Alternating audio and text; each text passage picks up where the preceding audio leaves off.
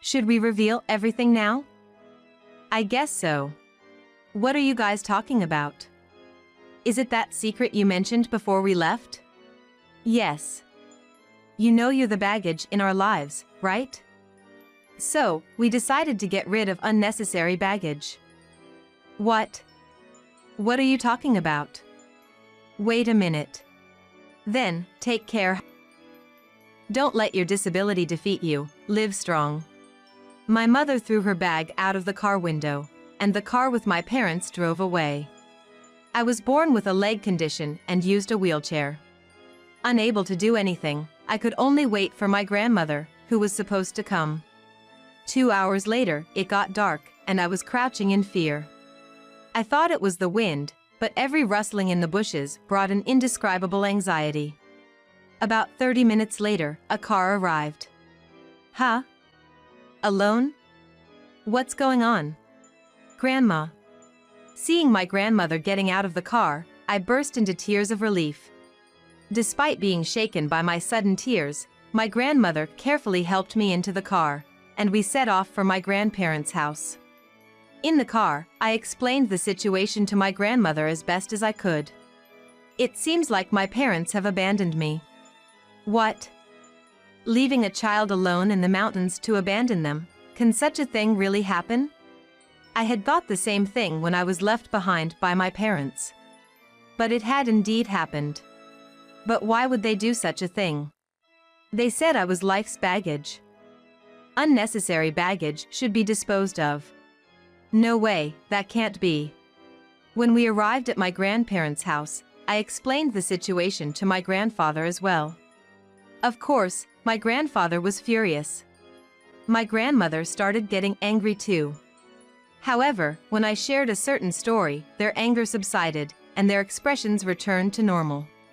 My grandparents faced each other and began to mutter quietly. There seemed to be something odd about my story.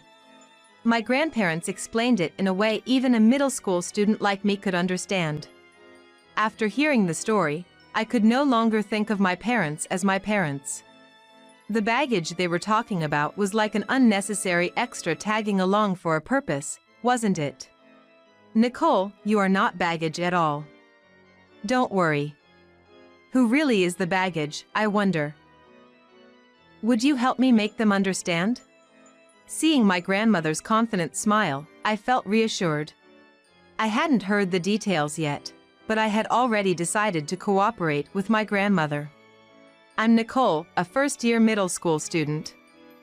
I've been living in a wheelchair my entire life because I was born unable to move my legs. I have a neurological disorder that prevents my brain from sending signals to my legs. Using a wheelchair means I face many challenges in daily life. Even a small step of about 4 inches, which my friends can easily step over, seems like a huge barrier to me. Because of this, I often find myself not wanting to leave the house. This isn't because I have bad experiences outside, but rather because my home is too comfortable.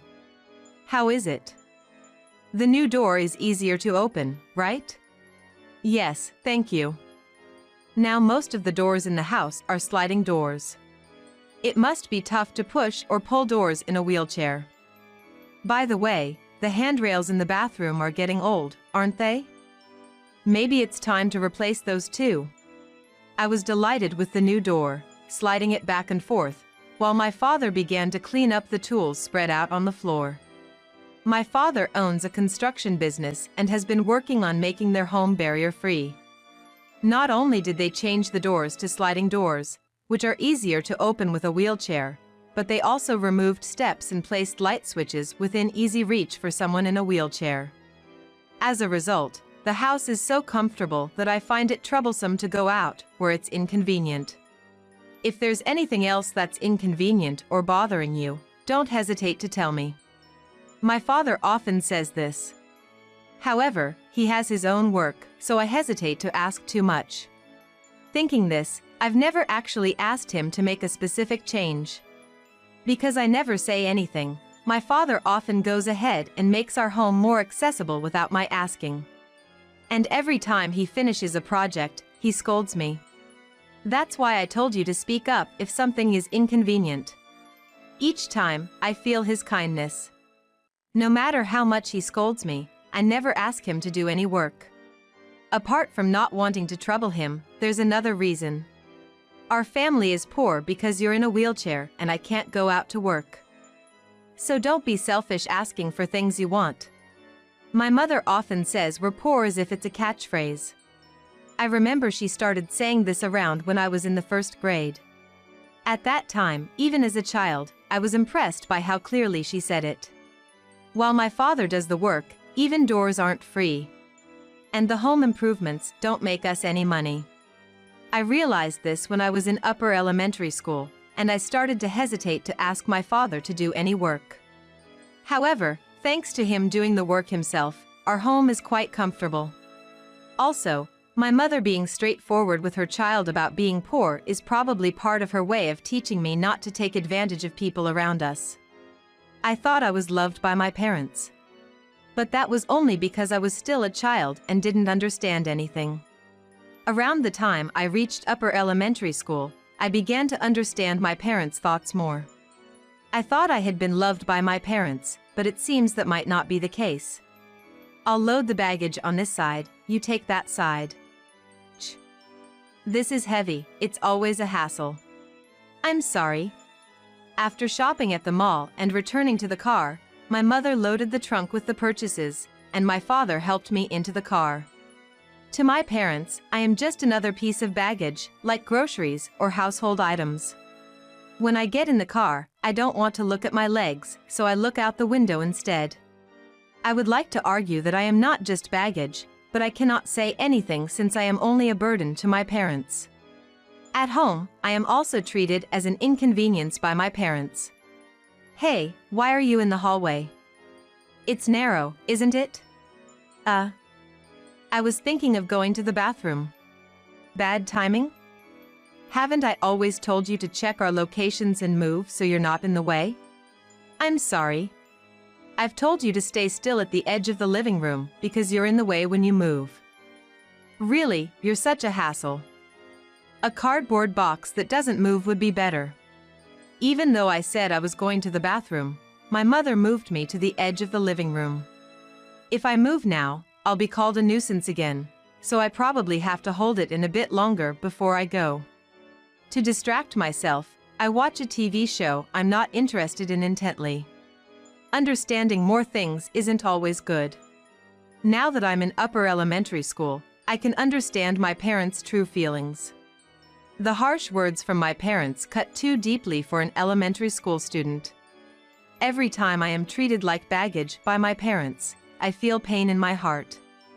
However, an elementary school student can't live without depending on their parents. Gradually, I began to watch my parents' expressions and tried to be as little of a nuisance as possible. Aren't you going out today either? No. I'll just watch TV at home. That's good. It's helpful when you stay home. I see my parents off at the entrance as they leave for shopping. They won't be back until around the time the night drama ends on TV. Not wanting to be seen as a nuisance, I started to avoid going out with my parents and ended up staying home alone more often. When I say I won't go with them, my parents smile. Seeing their smiles, I feel useful and smile back. Looking back now, I think my feelings were quite distorted at that time. For me back then, not being a burden was all that mattered, and I believed their smiles were the result of my efforts. I was satisfied with the results of my efforts, but when I was in 6th grade, a minor incident occurred, and it felt like my efforts were reset. Nicole, do you use a wheelchair at home too? Yes, but my dad has made the house wheelchair accessible, so I don't need help from everyone like at school. I can handle being home alone easily. With the new school year, there was a class change. Children who had never been in the same class as me were very curious about my wheelchair, and during breaks, people would gather around me. This became a kind of routine after class changes, and I was used to it. However, it seems I said something not so great this time. One of my classmates told the teacher about me being home alone, and the teacher made a phone call to my home. She's in 6th grade, she can handle being home alone. Why does the school have to fuss about it? Really, why did you talk about being home alone? Now you've caused a hassle. I'm sorry. It seems the teacher warned my parents that it's dangerous to leave a child alone at home late into the night. Because of this, I was no longer allowed to stay home alone, becoming a burden to my parents again. But, as a kind of replacement or measure, my mother gave me an order. You should attend an after-school care service. What's that? My mother showed me a brochure for the facility. The brochure featured photos of children my age studying and diligently making things. The after-school care service appears to be a facility for acquiring necessary life skills and creating opportunities for social interaction, sort of like a cross between a children's club and a senior daycare service, but for people with disabilities. Honestly, it's expensive to send you to this facility. But you're in a wheelchair, and your father and I can't always help you. I want you to make friends and receive training here, so you can develop the skills to survive in society when you're older. If I were younger, I might have thought my mother loved me. However, now that I'm in 6th grade, I sort of understand her real intentions. She probably doesn't want to keep me, who has become a burden, at home. I understand. I'll attend the facility after school and on holidays. I'm glad you understand. That helps me. Children can understand and think about more things than adults realize. I pretended not to notice my mother's true feelings. Unaware of my act, my mother believed my words sincerely and smiled broadly. Seeing her smile, I felt a happiness I shouldn't have. A year has passed since I started attending the facility, and my parents seem to be in a better mood more often. With me not at home as much, they probably feel more comfortable without the bothersome baggage. Whatever the reason, I'm treated less like a burden by my parents now, so I've come to think that this situation is better for me. However, one day, my mother said something that would change everything. You don't need to go to the facility anymore. What? You're in middle school now, right? I think you can stay home alone without any complaints. I had made friends at the facility. Initially, I started attending because of my mother's insistence, but since I was treated as a nuisance at home, the facility had become an important place for me. So, I wanted to continue going there if possible. Okay. I won't go to the facility anymore. But I couldn't oppose my mother, so I had no choice but to accept it obediently. With me no longer going to the facility, I ended up spending more time at home. You're in the way. Don't move from the corner of the room. Being treated as a nuisance inevitably increased. If they think I'm in the way, I wish they would let me attend the facility again. I subtly asked my mother if I could return to the facility. I've been studying at the facility, so I can't concentrate at home. Studying is the same no matter where you do it, isn't it? I wonder how everyone at the facility is doing. Why don't you contact them? Don't you have their contact information? If not, you can call the facility and ask. It seems like the option of sending me back to the facility doesn't even exist in my mother's mind. I accidentally showed a look of dissatisfaction to my mother. Months later, having seen my expression, my mother might have felt a bit guilty and offered some welcome words. Nicole, shall we go out with your father? Really? Where are we going? It's a surprise, so just wait till we get there. Just being asked by my parents to go out made me feel like it was the happiest event of my 13 years. When my mother helped me into the car, I felt a heavy bag being placed on my lap. What's in this? Ah. Don't open it. It's a surprise for when we arrive too. Sorry. I won't open it, it's okay. As I attempted to open the bag, my father, who was sitting in the driver's seat, turned around abruptly and loudly stopped me. Startled by his loud voice, I accidentally apologized. As the car drove off, I excitedly watched the landscape passing by the window, wondering where we were going. After about an hour, I realized we were headed towards my maternal grandparents' house, which we hadn't visited in about 3 years and usually only see once a year. My excitement increased as I realized this. My grandparents' house is just over a mountain, and halfway there is a rest area with just a parking lot and vending machines. Tired from driving, my father stopped at this rest area, and I got out of the car to buy some juice. When I returned to the car with the juice, my parents were in the middle of a conversation. Mom called. She has an urgent matter and will be quite delayed. What? I wanted to get back early. Aren't we going to Grandma's house? Are we meeting here? Ah. Nicole. You're back. Don't start talking all of a sudden. You startled me.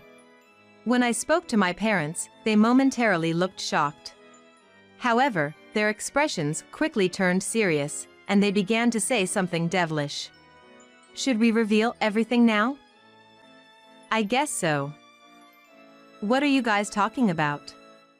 Is it that secret you mentioned before we left? Yes. You know you're the baggage in our lives, right? So, we decided to get rid of unnecessary baggage. What? What are you talking about? As I struggled to understand the situation, my parents hurriedly got back in the car and drove off, leaving me behind. Wait a minute. In shock, I chased after the car, which I had no hope of catching. However, my panicked voice seemed to reach them as the car stopped a little way ahead. Relieved, thinking it was just a prank, I slowed my pace towards the car. As I got closer, my mother leaned out the window and shouted a farewell to me. Well then, take care. Don't let your disability defeat you. Live strong. As my mother threw the bag out of the window, the car drove away. Unable to accept that I had been left in the mountains, I was frozen in place. After a few minutes, realizing that standing there stunned wasn't helping, I approached the bag my mother had thrown. I picked up the bag and checked its contents. It was packed with clothes, and on top, there was an envelope. I assumed it was a letter from my parents, but I didn't have the courage to read it right now. Looking at the clock at the rest area, I saw it was already evening, and it would soon be dark. I couldn't even call for help, as my smartphone was left in the car. With no other option, I decided to wait in front of the vending machine for my grandmother to arrive. 2 hours later, it was dark, and I was cowering in fear. I thought it was the wind, but every rustling in the bushes sent an indescribable anxiety through me. The only comfort I had was the light from the vending machine. About 30 minutes later, a car pulled up. Nicole, are you alone? Kathy hasn't been responding to my messages. What's going on? Grandma. Seeing my grandmother getting out of the car, I was overwhelmed with relief and burst into tears. Despite being shaken by my sudden crying, my grandmother carefully helped me into the car, and we headed to my grandparents' house. On the way to my grandparents' house, I explained everything that had happened as best I could. It seems like my parents have abandoned me. What? Can parents really leave their child alone in the mountains? I had the same thought when my parents left me behind. But it really happened. But why would they do such a thing? They said I was life's baggage. That unnecessary baggage should be disposed of. No way, that can't be. Right. There was a letter. Since I didn't have the courage to read the letter myself, I handed the envelope to my grandmother. She pulled the car over to the side of the road and checked the letter. What does it say? It's written very politely that they can't afford to raise you, and they want us to look after you until they can pick you up. I heard from Ben today that he has to go on a business trip for a few days, and Kathy absolutely had to go with him, so they asked if we could take care of you for about 3 days. It seems they actually plan to leave you with us indefinitely. Why do you have this letter? It was in the bag. I see. So they couldn't say they wanted us to keep you permanently, so they made sure the letter would be found after leaving you with us. Not bringing you directly home was probably to avoid making it difficult to leave after opening the bag or entering the house and having a long chat. I think my grandmother's assessment is correct. Indeed, she is truly my mother's mother. She really knows my mother well. When we arrived at my grandparents' house, my grandmother explained the situation to my grandfather. Upon hearing the story, my grandfather was furious. What kind of people are they? Nicole, you don't have to go back ever. Stay here forever. I'm never letting them take you back. Seeing my grandfather's anger, I understood what real love was. It felt completely different from when I thought I was loved by my parents. I had been watching my parents' faces, hoping not to be seen as a nuisance. Realizing that was wrong, I felt freed from my parents' clutches. Today was overwhelming. Exhausted, I fell asleep at my grandparents' house without even eating dinner. The next night, feeling a bit calmer, I talked to my grandparents about my life with my parents. So, they hadn't just started calling you baggage yesterday. How could they say such horrible things? And they told you not to move from the corner of the room? What are they thinking? The more I talked about my parents, the angrier my grandparents became. My grandfather, in his anger, slammed his hand down on the table and spilled his coffee. I felt happy that they were angry with my parents. This happiness was different from what I felt towards my parents. It felt right to feel this way. But then, I said something that made their anger subside, and their expressions returned to normal. When they told me to stop going to the facility, I was really shocked. I had been going there every day for about a year. What? A year at the facility? The facility is kind of like an after-school program. I understand that, but every day for about a year? Yes, I was going there almost every day. What's wrong? The grandparents faced each other and began to whisper quietly. There seemed to be something odd about what I said. They explained everything in a way that even a middle schooler like me could understand. After hearing their explanation, I could no longer see my parents as parents. The baggage they were talking about was like an unnecessary extra tagging along for a purpose, wasn't it? Nicole, you are not baggage at all. Don't worry. Who really is the baggage, I wonder? Would you help me make them understand? Seeing my grandmother's confident smile, I felt reassured. I hadn't heard what she planned to do yet, but I had already decided to help her. It's been 3 weeks since I came to live with my grandparents. Things have been hectic, but life is finally settling down. Today, my grandparents had a day off from work, and we were leisurely sipping tea together in the living room, enjoying the peaceful time. As I savored the taste of the tea, I wondered if I could have such a peaceful life here. Then, a disruptive voice came from the entrance. It was getting closer to the living room. Mom and Dad. What have you done? My parents barged into the living room where we were sitting and started yelling. They were so angry that they were almost incomprehensible at times. Their expressions were a mix of anger and panic, almost hysterical. My grandparents and I, understanding what was probably going on, remained calm and continued sipping our tea. This seemed to infuriate my mother even more, and she yelled at us even louder. We're in big trouble because of this. What are you going to do about it? You don't have to shout. I can hear you just fine. My parents hadn't expected me to call them out on their loudness, and both were shocked, their eyes wide as they looked at me. I was free from my parents' control now and could say what I wanted. I was no longer the person who used to live with my parents. I've already heard from Grandma what might happen to you and Dad. What stage are you at now? It was your doing, wasn't it? We got a call from the office. They asked if Nicole was still living with us. When we said yes, they immediately knew we were lying. They didn't say much on the phone then, but this is definitely bad. It must be. I suppose they're advancing their investigation into the fraudulent claims. Even if we hadn't said anything, it would have come out eventually. How did you know about the fraud? I know receiving benefits fraudulently is wrong, but as a middle schooler, I don't fully understand how bad it is. Despite it not being hot, my parents' foreheads were sweating. Remember when Ben came to us to borrow money because his job wasn't going well? You refused to work because you wanted to stay a housewife, and when we told you to get a job, we sent you away. That happened, yes. I had thought my mother constantly talked about being poor as a way to teach me not to be spoiled or demanding. But it turns out we were actually poor. My grandmother had seen through my parents' fraudulent claims. Why did you put Nicole in the facility if you had no money? And you sent her there every day? I looked into it, and doesn't it cost over $10 each time?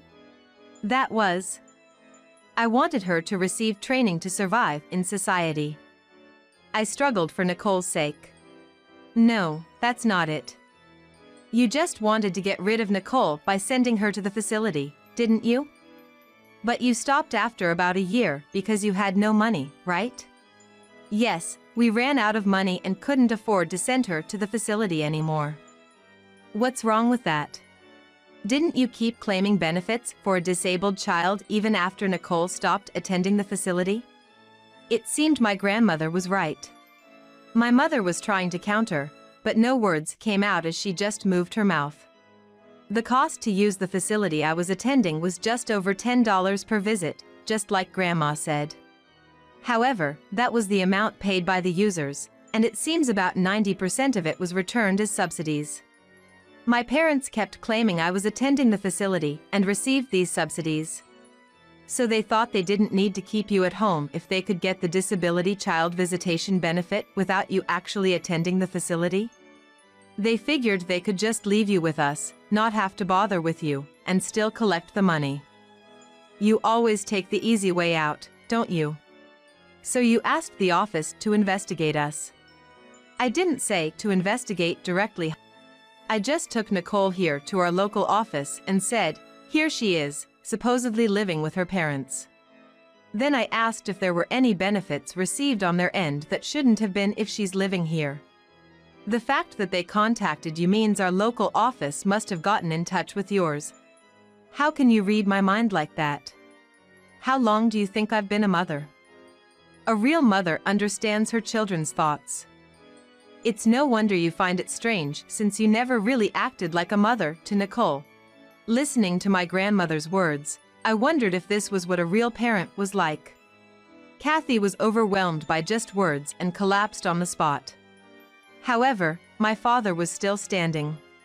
It looked like my grandfather was going to handle him. Both of you are dressed nicely today. Kathy, that looks like an expensive bag, and Ben, that watch looks costly too. Did you buy those with the money from the fraud? No, this I actually bought with my own money. Oh. Weren't you poor before you started committing fraud? You had enough to buy nice clothes, huh? Don't tell me you've been using Nicole's disability welfare and special child support as pocket money? Now that you mention it, I did buy this watch recently. And I had to stretch to buy these clothes. Even as a middle schooler, I could tell his excuses were feeble. My grandfather looked me in the eye and chuckled. It seems he's leaving the final blow to me.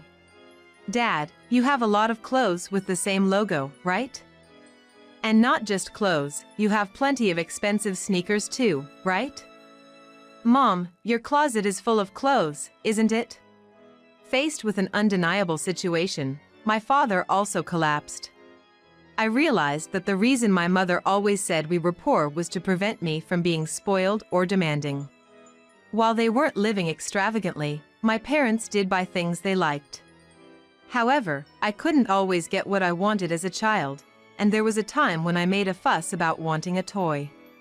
That's when my mother started saying we were poor, so I assumed it was part of her teaching strategy. But it turns out my parents had been using the benefits they received because of me to fund their own desires. In a way, they were living off of me.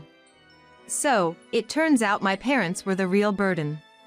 Everything is just as you and Dad said. It's all our fault. Nicole, I'm sorry for everything. From now on, I'll be a proper mother, so let's go home together. My mother, now tearful, apologized to me. It seems she had a change of heart. If I were the person I used to be, I might have been deceived by this. And then what? We go to the office together and say there's no problem because we live together? That way, the investigation might stop and you might get off the hook? Is that the only option you have left? How can a middle schooler like you think so far ahead? I thought you'd just listen like you always do. I wasn't really the one thinking ahead. My grandmother had warned me beforehand that at some point, my parents would try to take me back just to have me come with them to the office for that reason. It seems my grandmother is one step ahead as a mother. I've already told the office everything, so going there together now would be too late, wouldn't it? If they want to hear more, I'll just stick to the truth. Don't say that, help us out. If you come with us, maybe we can still be saved. Are you really going to abandon your parents? You too. Enough is enough. Are you really asking Nicole to help you cover up the fraudulent benefits? Exactly. You abandoned Nicole in the mountains in the first place. And now, when your situation gets tough, you ask for help. That's too much to ask, isn't it? The grandparents were furious with the parents and tried to kick them out of the house. However, being younger, the parents didn't move easily against the older couple's attempts. Being in a wheelchair, I couldn't physically support my grandparents, so I backed them up with stern looks. When our eyes met, my parents quickly calmed down and left the grandparents' house. After the parents left, my grandparents and I made fresh tea and enjoyed a relaxed holiday again. Later, my parents were arrested for the fraudulent receipt of benefits. Further investigations revealed that they had also fraudulently received grants. My father, who owns a construction business, had been remodeling our house to make it more accessible for me, and it turns out that up to 2/3 of these costs were covered by grants. He had been doing the work himself and overclaiming costs to pocket the grants. I thought he was diligently remodeling for my sake, but it was just for pocket money. The total amount fraudulently claimed was about $50,000. A fraudulent receipt is apparently considered a fraud thing. If this money isn't returned, there's a high likelihood of imprisonment. I don't quite understand how significant that amount is, but it seems like a huge sum for my financially struggling parents. They somehow managed to gather the money and returned it. However, the money they gathered was through loans. So the situation of having to repay $50,000 hasn't changed. Although the money was returned, they were found guilty. They didn't have to go to prison but received probation, which means they might still end up in prison in the future. I used to think that people who go to prison are called criminals, but being found guilty makes my parents criminals, as my grandmother explained. Criminals can't easily gain social trust, and my father had to close his construction business. Afterward, my parents tried to find jobs, but the label of being criminals was heavier than they imagined, and they couldn't find any work. Now, they are working part-time jobs to pay off their debts. I have been legally adopted by my grandparents and am living with them. Also, measures have been taken to ensure that any benefits or grants for me don't go to my parents. I don't understand much about money, but I am just happy to be living with my kind grandparents. I'm getting used to my new school. Now, I don't have to worry about my parents' moods anymore, so I plan to live life as myself.